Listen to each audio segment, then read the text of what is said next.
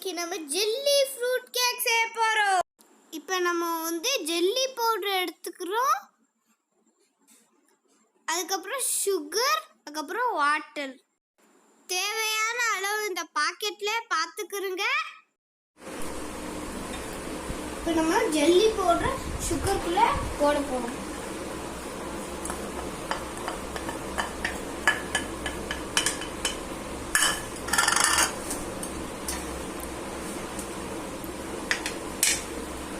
நம்ம தண்ணியை இதுக்குள்ள சட்டியில ஊத்த போறோம்.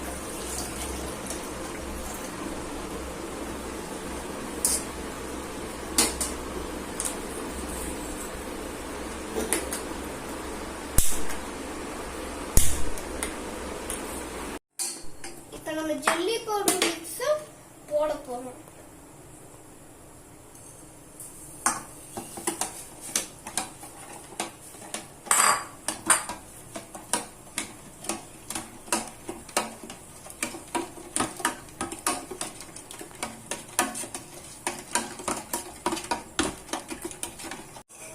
எல்லாம் கரைஞ்சிருச்சு.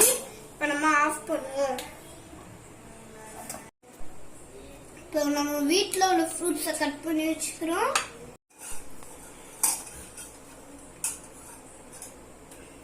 இப்போ நம்ம அரை ஸ்பூன் இல்லை ஊத்த போறோம்.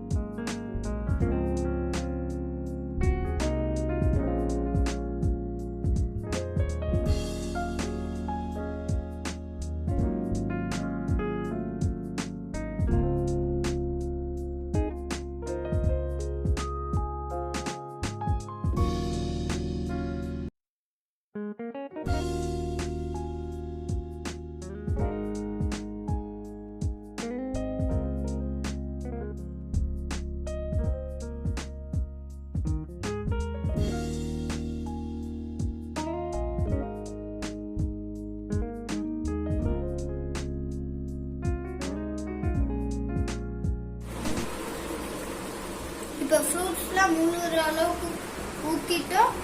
நம்ம ஜெல்லி மிக்சரை மறுபடியும் அடுப்பில் சுட வைக்க போகிறோம். கப் மில்கை பாயில் பண்ணுங்க.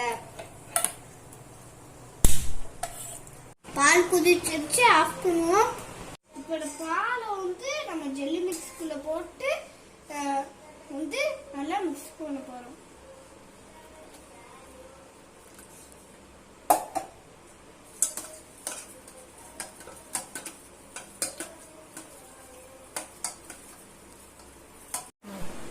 இப்போ நம்ம ஸ்லோவா ஜெல்லி மிக்ஸை ஊற்ற போறோம்.